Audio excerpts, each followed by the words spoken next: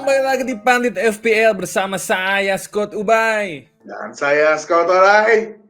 Salam panah Para hijau. hijau. Aduh Scott, ini kita sebenarnya belum lebaran ya, tapi udah virtual aja nih. Udah virtual aja ya. Mohon maaf kepada teman-teman karena menjelang derby Manchester saya harus ke Manchester ini. Harus di demo dulu biar nggak kalah mulu. Ini kayaknya derby Manchester sekarang kayaknya agak lebih seru Scott, karena City lagi Maksudnya turun gimana? nih. Maksudnya gimana? Seru gimana ini? Soalnya City lagi turun kan, MU lagi naik ya, naik nggak Scott MU nih? Enggak juga. Nggak juga ya. Atau mau triple captain amat lagi kita? Bruno kayaknya. Kemarin sih Haaland nyetak gol ya, nggak tahu nih di Old Trafford biasanya pesta gol nih, tapi nggak tahu ya sekarang ya. Ya sih kayaknya. Tetap.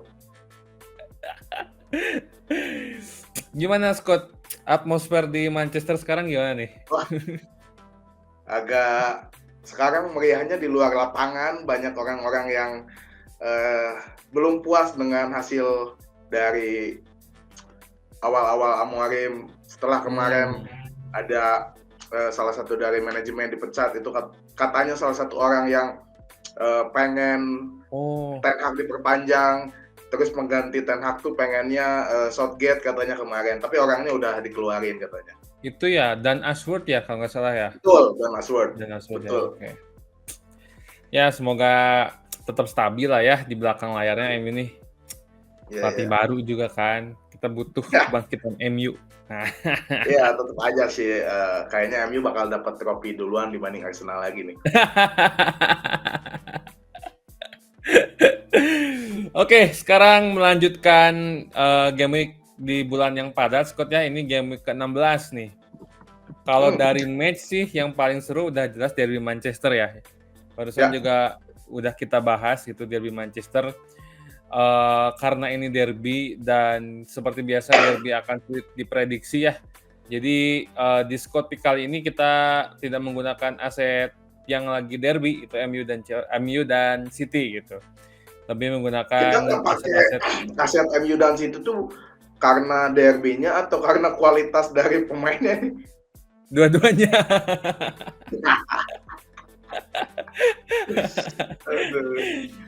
Ada feeling City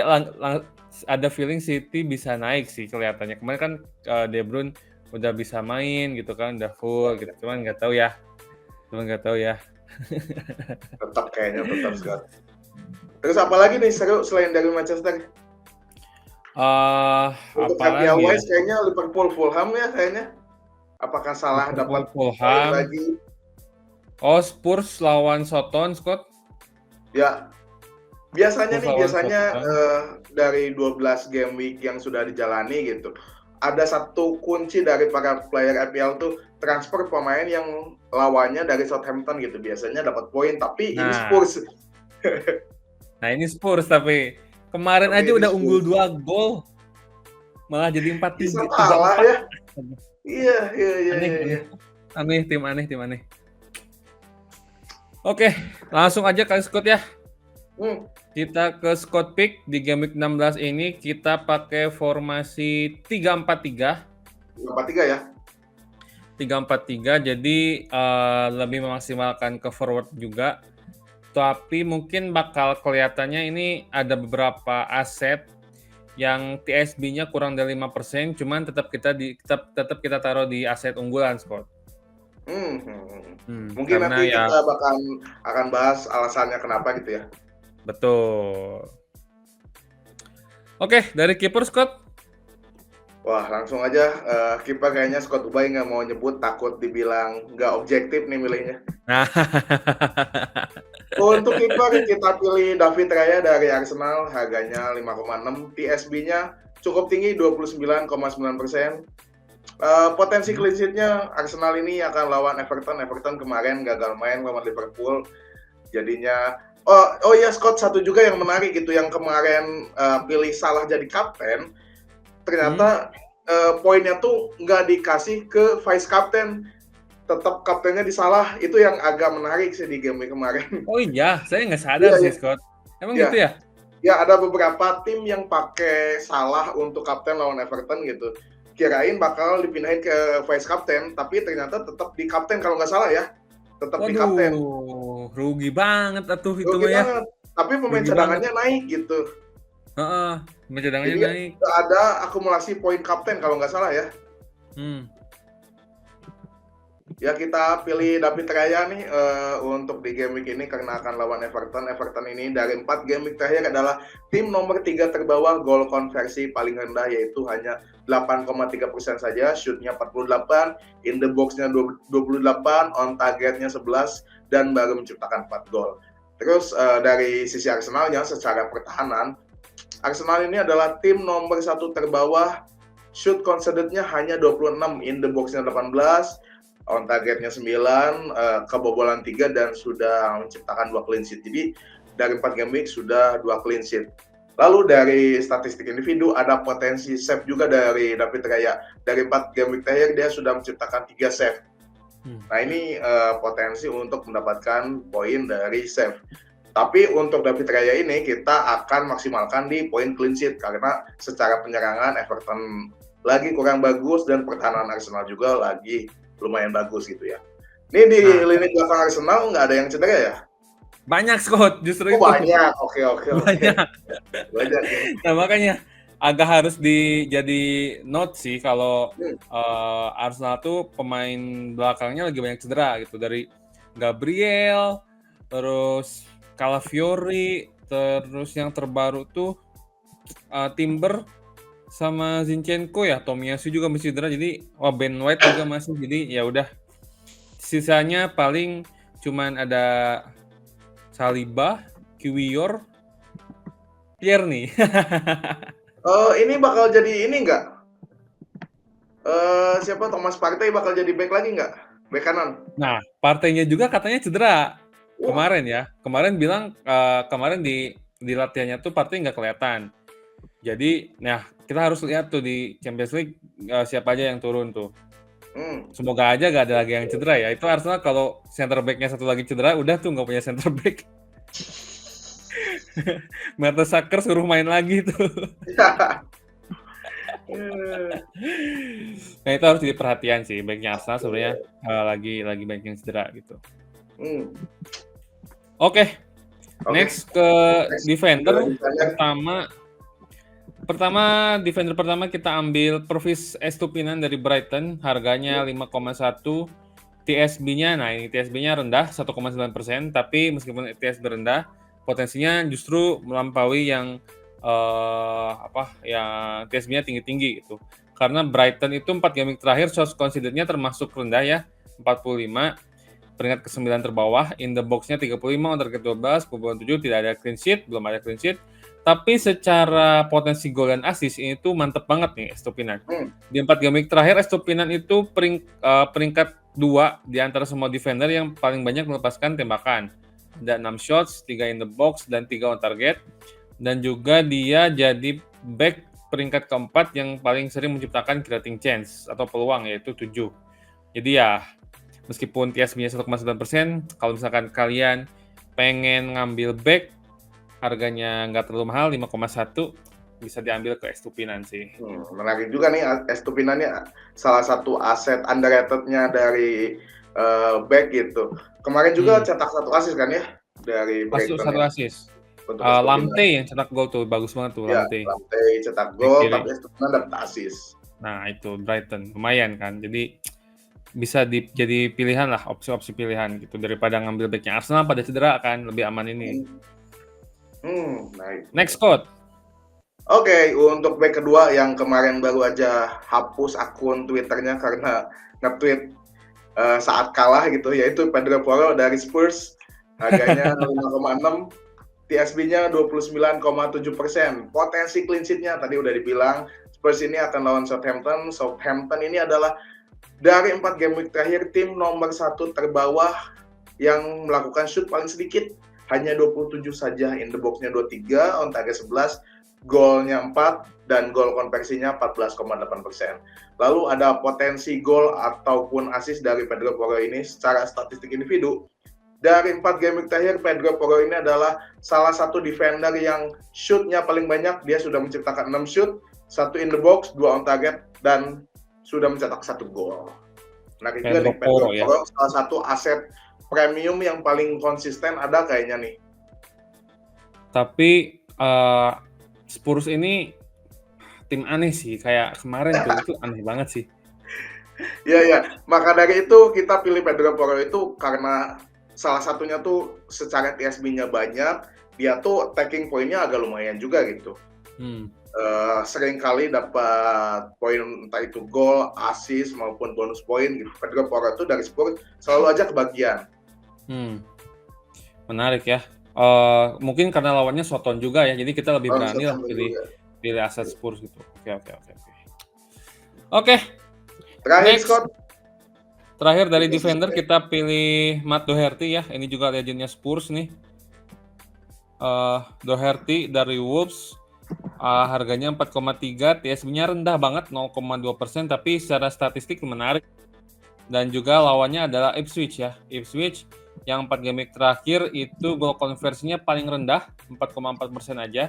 45 shots, 26 in the box, 15 on target, dan 2 gol.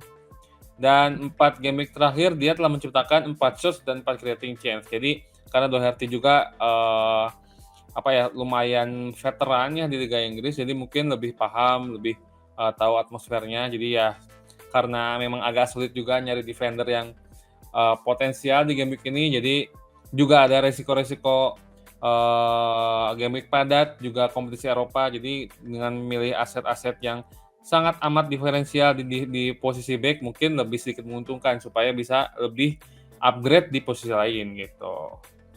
Iya, menarik juga sih Doherty. Wolves ini banyak orang yang di game week kemarin pada kecewa sama aset Wolves. Mungkin ini saatnya bounce back lagi untuk aset-aset dari Wolves, salah satunya mungkin Doherty. Selain Doherty mungkin yang lebih populer Ryan Ait-Nouri, Scott. Itu lebih populer, TSB-nya lebih banyak gitu. Jadi kalau misalkan kalian udah punya Ait-Nouri sih nggak usah beli Doherty ya, udah aja Ait-Nouri gitu, satu aja. Ini mah kalau misalkan belum punya terus nyari ya Doherty ini lumayan gitu, buat satu game. Harganya juga lebih murah sih Doherty ya dibanding Ait-Nouri. Betul, sedikit lebih murah. Oke, ke midfielder Scott. Oke, untuk midfielder pertama kita pilih Mohamed Salah dari Liverpool. Salah satu aset yang harus wajib dipunya para manajer EPL saat ini. TSB-nya 61,1%, harganya 13,3, kayaknya udah naik lagi ini. Potensi golnya secara tim, Liverpool ini dari 4 game week adalah top 6 shoot paling banyak, yaitu 61, in the box-nya 43, on target 23, sudah menciptakan 8 gol dan gol konversinya 13,1%. Secara statistik individu dari 4 game week, Salah ini adalah top 2 midfielder yang paling banyak melakukan shoot, yaitu 14 kali. In the box-nya 14, on target 7, dan sudah menciptakan 5 gol. Lalu ada potensi assist juga dari Salah. Dari 4 game week terakhir, Salah ini creative chance-nya udah 5 gitu. Jadi selain dia potensi untuk mencetak gol, ada juga potensi assist dari Salah. Sangat lengkap sekali, nggak rugi di harga 13,3, salah satu aset premium yang harus dimiliki para manajer EPL saat ini. Nah, Salah ini kan kemarin istirahat, Scott. Jadi kebugarannya Champions istirahat ya. Nah, itu game kemarin kan istirahat, ketika yang lain sibuk, capean. Nah, Salah justru udah istirahatnya lebih panjang gitu. Jadi kemungkinan gacor lagi atau bahkan malah melempem. Ya, kita tunggu aja. Mesinnya dingin. Kalau Salah nggak banyak poinnya atau blank juga, kayaknya nggak banyak yang menyesal karena dia udah ciptakan banyak poin banget gitu. Betul. Oke. Untuk midfielder kedua, ini sebenarnya semua midfielder yang kita ambil semua aset premium ya, karena yang di defender itu aset-aset diferensial semua, nanti di forward juga lumayan diferensial. Nah, di midfielder ini semuanya premium. Dari tadi yang pertama Salah, yang kedua udah jelas Cole Palmer. Nah, Palmer ini harganya 11,1, sekarang udah naik berapa? 0,6 ya dari harga awalnya. TSB-nya 60,9%, potensinya sih luar biasa ya dari semuanya, dari gol, dari assist gitu kan, dari secara tim. Secara tim memang Chelsea dari 4 game week terakhir itu peringkat kelima di antara semua tim dengan gol konversi paling tinggi 18,4%. Shots-nya peringkat kedua 76, in the box 57, on targetnya 33, menciptakan 14 gol. Lalu Brentford lawannya Brentford 4 game week terakhir justru Brentford adalah tim peringkat keempat yang paling banyak menderita tembakan, ada 70, in the box-nya 45, on targetnya 21, kebobolan 6 gol dan clean sheet sekali. Lalu Palmer juga secara individu ini statistiknya top ya, 4 game week terakhir dia shotnya paling banyak di antara semua midfielder, ada 17, in the box-nya 12, on target 10, cetak 4 gol. Lalu di sisi assist-nya 4 game week terakhir Palmer itu adalah midfielder peringkat keempat dengan creating chance paling banyak, yaitu 11. Jadi paket lengkap lah Palmer, gak usah banyak ngomong, langsung sikat Palmer. Salah sama Palmer ini satu dari dua aset yang harus dimiliki para player FPL di musim ini kayaknya. Kalau bisa sih dua-duanya gitu. Kalau satu blank, satu bisa dapat poin. Kalaupun dua-duanya blank, kayaknya yang lain juga punya gitu. Secara TSB-nya udah 60% keduanya. Oke, salah. Palmer ya, salah dan Palmer. Kalau saya sih punya sih dua-duanya. Terus musim ini, kalau misalkan kalian nggak punya Haaland, memungkinkan punya 4 midfielder premium itu memungkinkan, Scott. Tapi kalau punya Haaland, maksimal punya 3 aset premium. Ya. Gitu. Oke, next. Oke, untuk midfielder ketiga kita pilih Son Heung-min dari Spurs. Harganya 9,8, TSB-nya 5,1%. Masih bisa dibilang diferensial kayaknya nih. Yeah. Dari 4 game week terakhir, secara tim Spurs ini adalah top 3 gol konversi atau paling banyak mencetak gol secara konversi nomor 3, yaitu dengan 19%, shoot-nya 42, in the box-nya 29, on target 19, dan sudah menciptakan 8 gol. Lalu Spurs ini akan lawan Southampton. Southampton ini adalah tim nomor 1 paling banyak terancam melalui tendangan atau top 1 shot conceded, yaitu 93, in the box-nya 67, on target 31, sudah kebobolan 10 dan belum pernah clean sheet. Lalu dari 4 game week, Son ini sudah menciptakan 7 shoot gitu. Secara tim Spurs ini lagi bagus, kolektivitas golnya lumayan, nomor 3 terbaik dari 4 game week terakhir. Southampton sebaliknya adalah tim dengan tendangan paling terancam paling banyak gitu. Sudah kebobolan 10 gol juga. Lalu ada potensi assist juga. Ternyata Son ini secara created chance lebih banyak dibanding Salah. Kalau tadi Salah 5, Son ini sudah menciptakan 6 created chance. Ya ini salah satu aset premium juga kayaknya yang harus dimiliki. Tapi nggak harus banget. Tapi kayaknya kalau punya Son ini lumayan banget gitu. Dia tuh meskipun Spurs-nya kalah, imbang, tapi dia selalu ada poin nih. Tapi sebenarnya buat midfielder Spurs selain Son ya ada beberapa pilihan sih, Scott, ada Brennan, Madison juga. Cuman yang lain itu ada resiko rotasinya. Rotasi. Kayak Madison kemarin kan nggak main tuh, di babak kedua baru main. Terus Brennan Johnson kemarin tuh kayaknya ditarik gara-gara cedera. Cuman nggak tahu nih sekarang update-nya kayak gimana ke Brennan Johnson. Terus Kulusevski juga kadang-kadang main, kadang-kadang dicadangin. Jadi midfielder selain Son itu rawan rotasi. Cuman Son memang secara statistik memang nggak sewah Palmer atau Salah itu kan. Cuman karena lawannya Soton, terus dia jaminan main juga, dia penalty taker juga. Jadi kami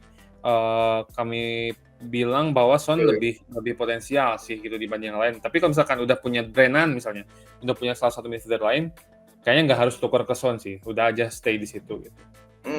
Menarik. Oke. Midfielder terakhir adalah Bukayo Saka ya. Saka kemarin blank. Lawannya Fulham, gila Fulham. Sebenarnya Saka udah selebrasi, para player FPL sudah selebrasi. Waduh, iya nih. Masih berkata lain. Lagi. Benar ya? Iya, ini gara-gara offside Martinelli itu aneh banget. Scott. Iya, emang salah wasit sih kayaknya. Wasit salah ini. Enggak itu salahnya Martinelli murni sih. Martinelli ya? salah Martinelli. Itu soalnya Martinelli tuh ngadep ke ini kan, ke si lini pertahanannya kan, nggak membelakangi. Terus Ya, si wasitnya juga kelihatan gitu sama Martinelli, kok bisa-bisanya offside. sayang Dikit banget udah banget gitu. selebrasi padahal. Aduh. Nah, Saka ini harganya 10,5, TSB-nya 42,9%, dan di 4 game week terakhir Arsenal secara tim, goal konversinya peringkat ke-6 paling tinggi ada 18%, shots-nya peringkat ke-5 61, in the box-nya 50, on targetnya 23 dan mencetak 11 gol. Di 4 game week terakhir juga Saka jadi midfielder peringkat ke-6 yang paling banyak melepaskan tembakan ada 12, in the box-nya 11, on targetnya 5 dan mencetak 2 gol.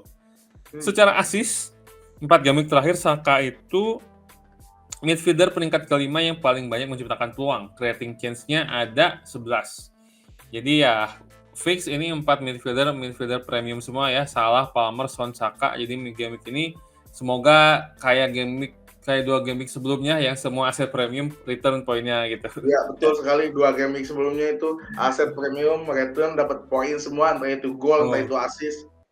banyak yang dapat 100 poin juga kan. Wah, happy lah Ya, pokoknya ya, mah happy ya. lah, pokoknya mah happy gitu. Tapi untuk midfielder Arsenal ini kayaknya selain Saka gitu, kalau ada yang belum punya terus budgetnya terbatas, kayaknya yang paling make sense tuh kayaknya Odegaard ya. Tuh, Dibanding Odegaard. Martinelli yang Oh, rotasi Capitano. atau Declan Rice atau Thomas Partey, kayaknya Odegaard yang lebih masuk akal untuk dibeli dengan perhitungan budget kayaknya ya untuk midfielder Betul, betul, Arsenal. betul. Odegaard juga beneran otaknya Arsenal sih, kayak tanpa dia tuh kayak Arsenal, aduh, Yeah. bisa Meskipun ngapa-ngapain. secara FPL wise setelah cedera belum menunjukkan player ini tuh untuk layak dibeli, kayaknya belum sih. Tapi secara eye test pertandingan mungkin ya tadi dibilang Scott Ubay kalau Odegaard itu bagus gitu. Cuman Betul. untuk FPL wise ya setelah dia cedera kayaknya masih dipertimbangkan untuk membeli ya. Terakhir cetak gol juga kan lewat penalti itu juga dikasih sama Saka. Coba kalau nggak dikasih, Saka udah 2 gol tuh. Iya, iya, iya. Oke, masuk ke forward, Scott. Oke, untuk forward pertama kita pilih Isak dari Newcastle, harganya 8,6, TSB-nya 20%, potensi golnya. Newcastle ini akan lawan Leicester City. Leicester City dari 4 game week terakhir adalah top 2 shoot considered atau tim yang paling banyak terancam nomor 2 dengan 76, in the box-nya 52, on target 27, sudah kebobolan 9 dan belum pernah clean sheet dari 4 game week terakhir. Lalu secara statistik individu dari 4 game week terakhir, Isak ini adalah top 4 forward yang paling banyak melakukan shoot yaitu 11 kali, in the box-nya 7, on target 2 dan sudah menciptakan 2 gol. Selain potensi gol, ada potensi assist juga dari Isak. Dari 4 game week terakhir, Isak ini adalah top 1 forward created chance yaitu 8. Sudah created chance-nya sudah 8 untuk Isak ini. Sangat besar potensi dia untuk mencetak assist karena secara eye test Isak ini kadang sering melebar, kadang sering jemput bola gitu. Jadi nggak selalu di kotak penalti. Meskipun secara gol dan shoot-nya dia lumayan banyak juga. Shoot-nya 11, golnya 2 gitu. Sangat efektif sekali untuk Isak ini. Ya, setuju sih. Selain Isak mungkin di Newcastle ada beberapa yang menarik ya, kayak selain Gordon, ada juga kalau saya sih preferensi pribadi ya, suka sama Jacob Murphy itu. Jacob Murphy itu murah juga di Ya, tapi midfielder. kalau Jacob Murphy mungkin pertimbangannya dia agak rawan untuk rotasi juga ya. Tuh, itu aja sih. Nah, tapi ya buat diferensial sih menarik lah Jacob Murphy gitu. Jacob Murphy sama Gordon tuh midfielder ya, Scott? Atau forward? Midfielder. Oke. Lanjut ke forward kedua, striker kedua. Striker kedua, ini kayaknya ini baru kita pick di game week 16 ya, yaitu Jamie Vardy. Leicester di bawah Ruud van Nistelrooy ini sangat menarik ya. Kemarin saya nonton match-nya, menarik sih. Van Nistelrooy ini pinter juga jadi pelatih ya. Leicester harganya 5,6, TSB-nya udah lumayan naik 8,5%. Dan secara tim Leicester ini adalah 4 game week terakhir adalah tim dengan gol konversi paling tinggi peringkat pertama, yaitu 24,1%. Shots-nya nggak terlalu banyak sebenarnya, 29, in the box 22, on target 13, dan mencetak 7 gol. Di 4 game week terakhir juga Vardy menjadi striker dengan gol konversi kedua paling tinggi. Tadi kan peringkat pertama tuh timnya nih Leicester. Nah, Vardy itu secara individu itu gol konversi paling tinggi dari semua striker. Peringkat kedua yaitu 33,3%. Hanya meloloskan 6 shots, in the box-nya 6, on targetnya 3, tapi mencetak 2 gol. Nah, selain Vardy memang secara tim di Leicester ini memang selain Vardy sih kayaknya nggak ada lagi ya. Sempat muncul Bunanote tuh sempat menarik, tapi sekarang mulai turun lagi. Dan sekarang dilatih sama striker ya, jadinya Vardy tuh kayak wah dapat ini nih, dapat panutan gitu kan. Ya, dapat insight baru lagi. Oh ya ini Nah, untuk mencetak gol itu seperti apa gitu. tuh, jadi menarik nih di bawah Van Nistelrooy, Vardy ini kelihatan kemarin cetak gol juga kalau nggak salah. Oke, striker terakhir Scott. Untuk striker terakhir kita pilih Wissa dari Brentford. Ini partnernya dari Mbeumo. Deadly duo-nya dari Brentford nih, Wissa. Harganya 6,2, TSB-nya 10,2%. Dari potensi golnya, secara tim dari 4 game week terakhir, Brentford ini adalah top 2 gol konversi, yaitu 21,4%. Dengan catatan shoot-nya 42, in the box-nya 30, on target 16, dan sudah menciptakan 9 gol. Lalu, secara statistik individu dari 4 game week terakhir, Wissa ini adalah top 4 forward yang gol konversinya cukup tinggi, yaitu 25%. Dengan catatan 8 shoot, 5 in the box, 5 on target, dan mencetak 2 gol.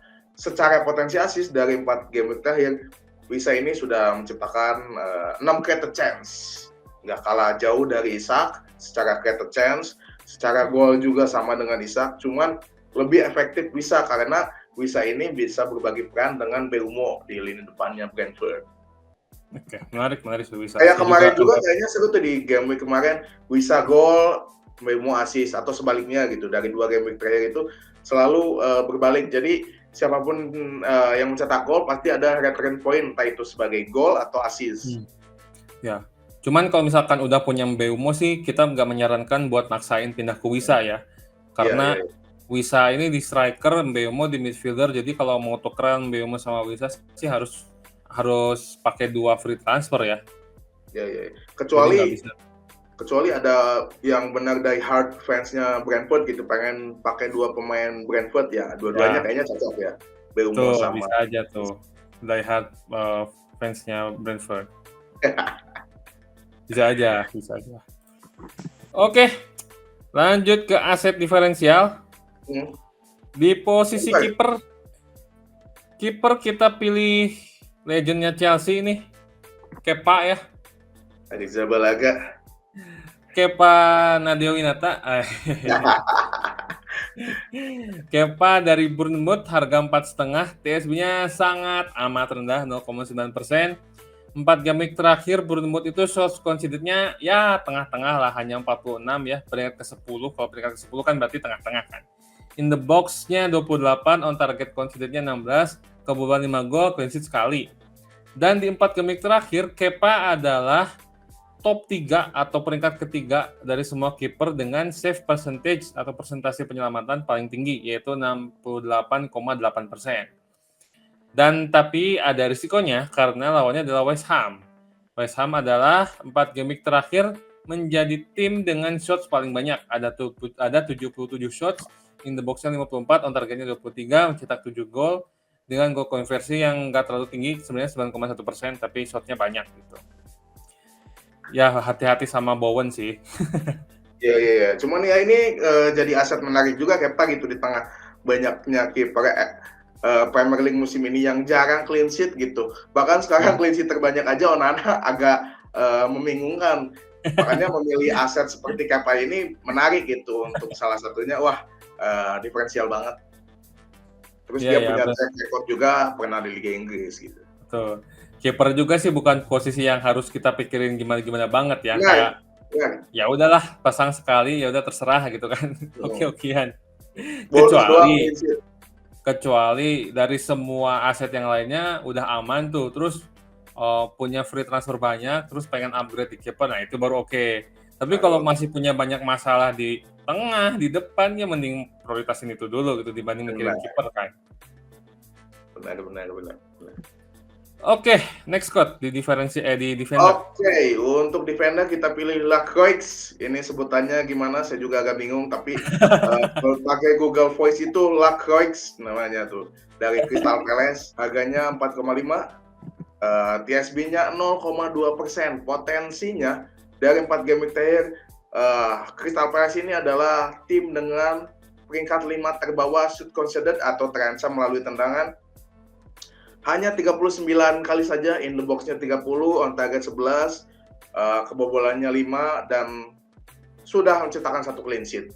Lalu dari 4 game week terakhir juga, Lacroix ini adalah defender Crystal Palace yang shoot-nya lumayan banyak gitu. Top 3 defender yang paling banyak melakukan shoot itu 6 kali. Jadi shoot ini bukan hanya tendangan gitu. Dalam artian bisa aja ketika set piece, dia ada di kotak penalti, sundulan atau rebound, nah itu bisa disebut shoot. Jadi secara tidak langsung Lacroix ini selalu ada di kotak penalti lawan ketika Crystal Palace mendapatkan set piece, entah itu corner, entah itu free kick.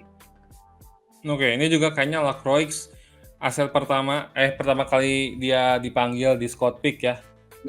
Selain biasanya kalau dari Crystal Palace backnya kalau nggak Guehi, Michel, sekarang Lacroix gitu. Sebenarnya ada nama lain kayak Munoz itu juga menarik sih. Cuman kayaknya Lacroix dari namanya sih cukup catchy ya. Jadi ya udah Lacroix aja. Jadi kita pilih berdasarkan nama aja ya. Enggak. Ada statistik juga. Oke, lanjut ke midfielder. Midfielder kita ambil Kulusevski ya. Kemarin cetak gol juga lawan Chelsea meskipun gak bikin Spurs menang ya, harganya 6,3, TSB-nya 3,8%. Seperti yang disebutkan tadi, kalau masalah tim, alasannya sama kayak Son, tapi secara individu, selain kemarin cetak gol, dari 4 game terakhir juga Kulusevski secara angka dan efektivitas lumayan menarik ya. Meskipun dia hanya mendapatkan 5 shots, 4 in the box, 4 on target, tapi dia bisa cetak 1 gol, artinya lebih efektif lah. Efektivitasnya 25%. Tapi resikonya kayak tadi, resikonya adalah dia sering kena rotasi gitu. Karena di Spurs selain Son, itu semua midfieldernya rawan kena rotasi gitu. Jadi hati-hati aja lah pilih midfielder Spurs gitu. Ya ini konsepsi juga kayaknya salah satu yang paling aman gitu dalam tanda kutip. Karena jarang rotasi juga, karena dia posisinya agak berbeda. Cuman ya return point-nya dia nggak sering-sering banget gitu. Oke, terakhir Scott, differential forward. Ini untuk forward adalah pemain atau striker termahal secara gajinya dari Bournemouth, yaitu Evan Nielsen, harganya 6,1, TSB-nya 4,6%. Dari 4 game terakhir secara tim, Bournemouth ini adalah top 3 shoot paling banyak dengan catatan 74 shoot, in the box-nya 55, on target 27, sudah mencetak 8 gol dan gol konversinya 10,8%. Lalu Bournemouth ini akan lawan West Ham. West Ham ini adalah secara tim top 5 tim yang paling banyak terancam melalui tendangan atau shoot conceded, yaitu 61 kali, in the box-nya 47, on target 20, goal conceded-nya 9, dan baru 1 kali clean sheet.